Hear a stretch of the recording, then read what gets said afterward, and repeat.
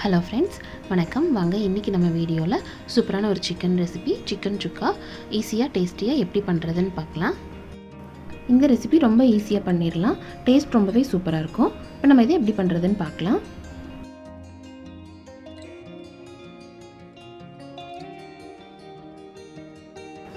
இதுக்கு தேவையான அளவுக்கு சிக்கன் க்ளீன் பண்ணி எடுத்துக்கலாம். இது ஒரு 1/2 கிலோ இருக்கும். வெங்காயம் கொஞ்சம் அதிகமாக சேர்த்துக்கலாம், அப்போ தான் டேஸ்ட் நல்லாயிருக்கும். 1/2 கிலோ சிக்கன் எடுக்கிறோன்னா ஒரு 100லேருந்து 150 கிராம் வெங்காயம் எடுத்துக்கலாம்.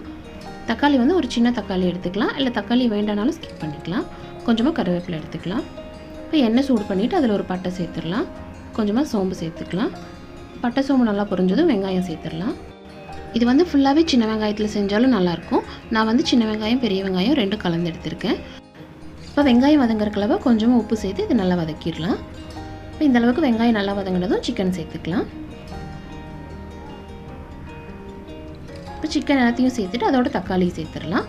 இப்போ சிக்கனுக்கு தேவையான அளவுக்கு உப்பு சேர்த்துடலாம். காரத்துக்கு வரமிளகாய் தூள் சேர்த்துக்கலாம். 2 ஸ்பூன் அளவுக்கு தனியாத்தூள் சேர்த்துக்கலாம். இப்போ கருவேப்பிலை சேர்த்துட்டு இது எல்லாத்தையும் நல்லா ஒரு தடவை கலந்து விட்டுடலாம்.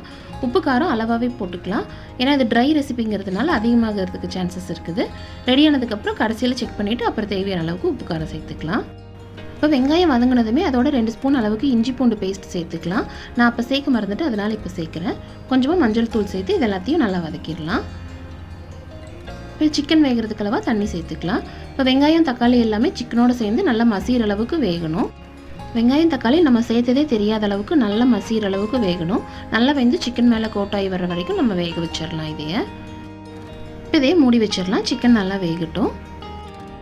கொஞ்ச நேரத்துக்கு ஒரு தடவை இதை நம்ம கிளறி விட்டுட்டே இருக்கலாம்.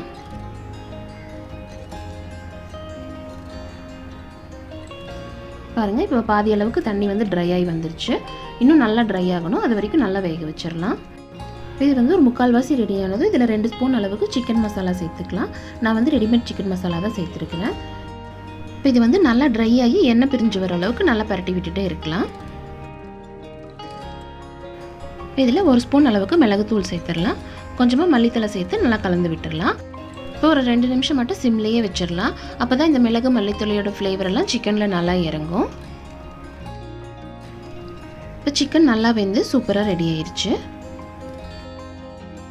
இப்போ பாருங்கள், வெங்காயம் தக்காளி எல்லாம் நல்லா வெந்து சிக்கன் மேலே சூப்பராக கோட்டாகி எண்ணெய் நல்லா பிரிஞ்சு வந்திருக்குது. இந்த அளவுக்கு நல்லா ட்ரை ஆகணும், அப்போ தான் டேஸ்ட் ரொம்ப நல்லாயிருக்கும். இப்போ இதோட இன்னும் கொஞ்சம் மல்லித்தலை தூவி நம்ம சர்வ் பண்ணிடலாம். ரெடி ஆயிடுச்சு. இந்த recipe chapati, parotta, white rice, ரச சாதம் எல்லாத்துக்குமே சூப்பரான காம்பினேஷனாக இருக்கும்.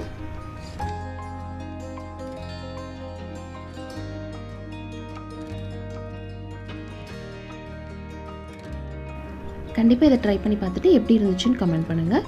இந்த வீடியோ பிடிச்சிருந்தா லைக் பண்ணுங்கள். உங்கள் ஃப்ரெண்ட்ஸ் அண்ட் ஃபேமிலிக்கு ஷேர் பண்ணுங்கள். மறக்காமல் நம்ம சேனலை சப்ஸ்கிரைப் பண்ணுங்கள். தேங்க்யூ.